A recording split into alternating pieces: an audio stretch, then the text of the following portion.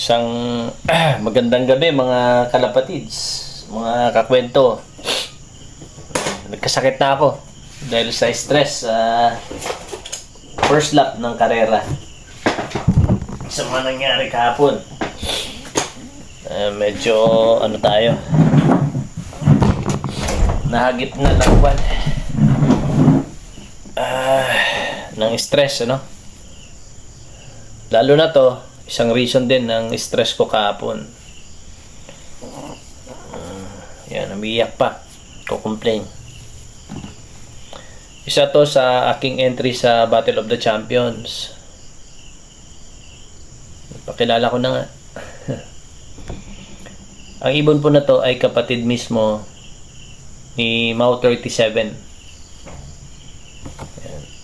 Yan, si Mau 37 po ang first overall champion namin ng South sa middle distance race. And magkapatid sila sa tatay. Tatay nila si Black Pit.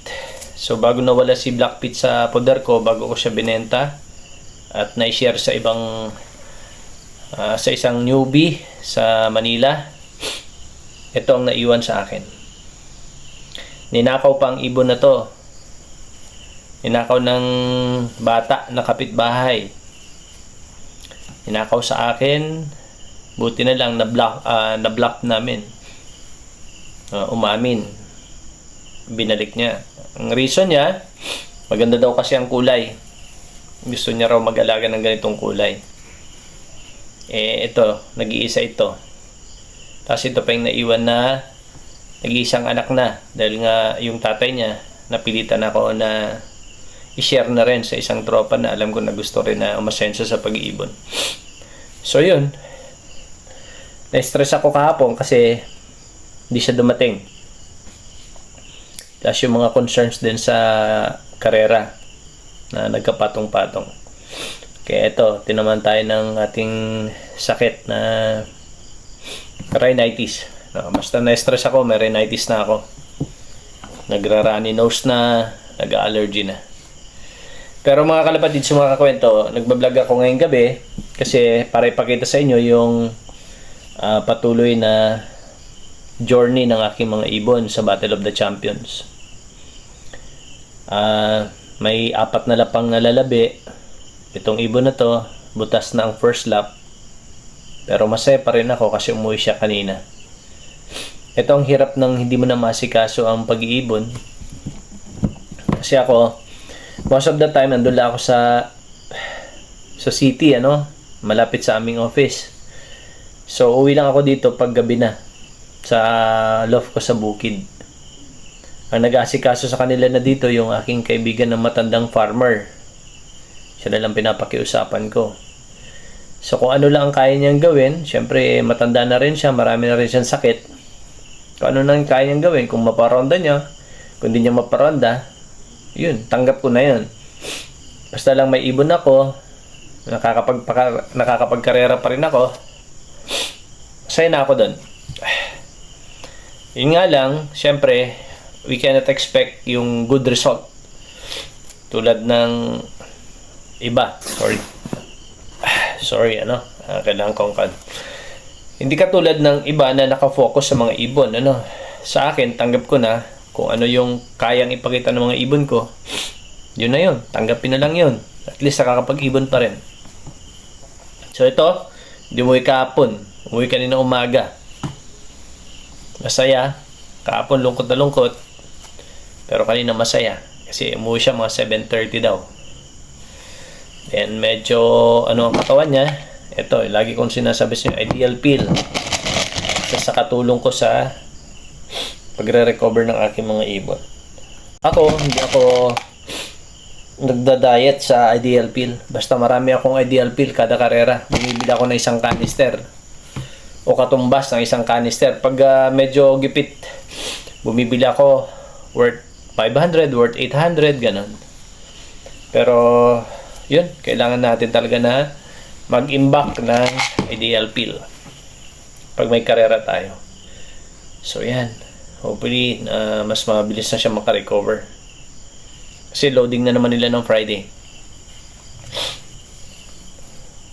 So, yun pa rin, obserbahan ko pa rin yung kanyang kondisyon, and gabi ko lang nagagawa.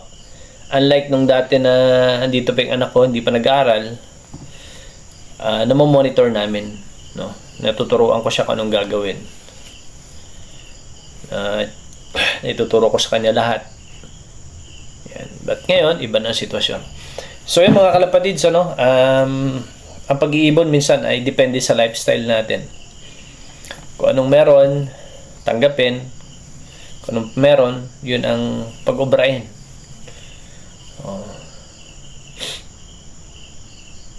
Okay, so sana maging naayos pa yung ibon na to. Naghanap na siya ng kanyang bahay. At may isa pa.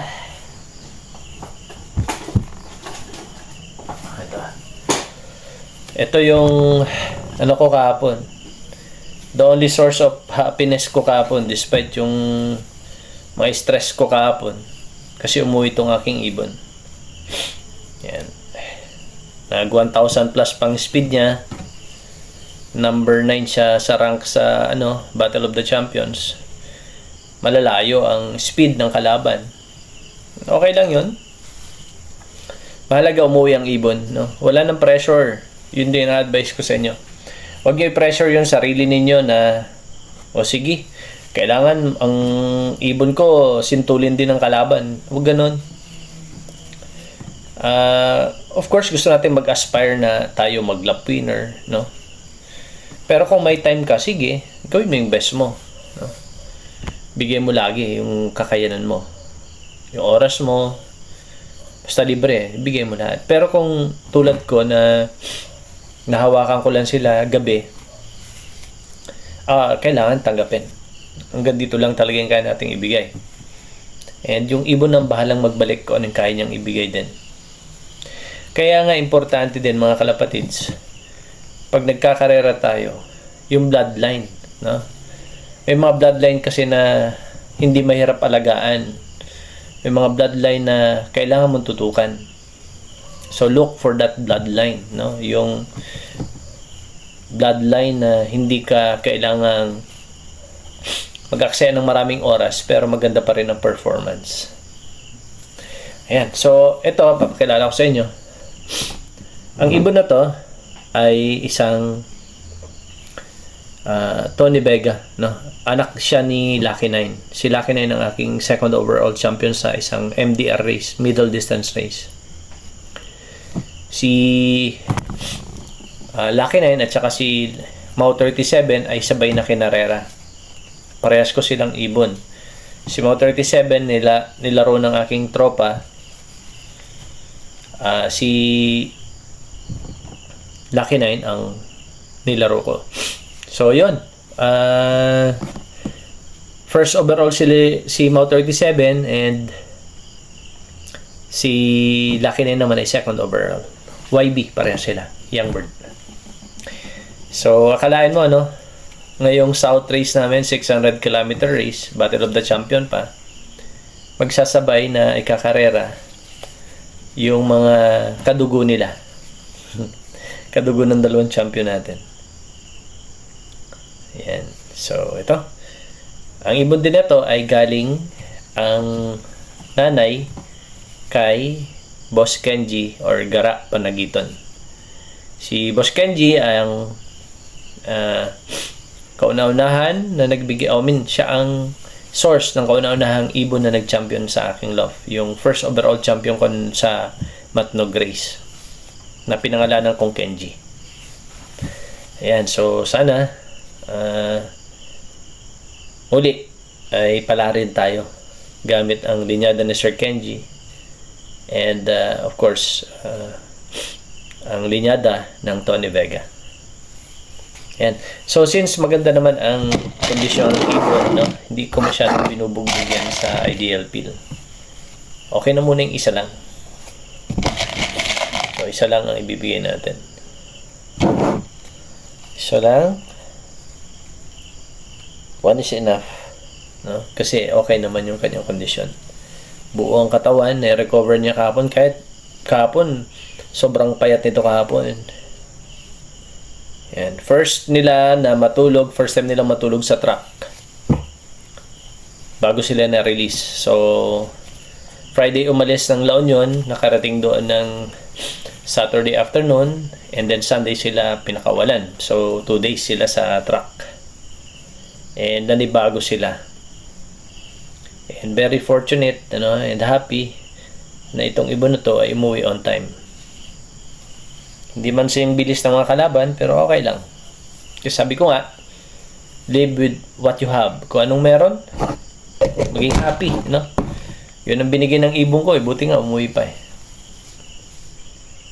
Okay? So, yun lang mga kalapatids, ang advice ko sa mga nag-iibon na mga baguhan o yung lifestyle ay katulad ko. Again, sabi ko nga ay kung anong meron, tanggapin natin and make the most of it kung anong meron. Okay? Kung meron ka naman sobrang naglalabis na mga oras para sa pag-iibon, edi bigay mo yung best mo. Yan. So, maging happy lang sa pag-iibon. Huwag maghanap ng sobra-sobra. Enjoy lang, sabi nga. Happy flying lang.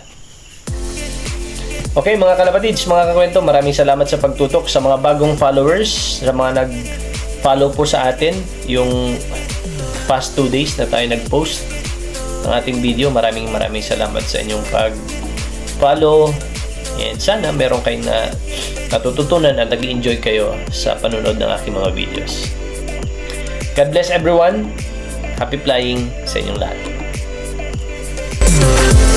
We'll be right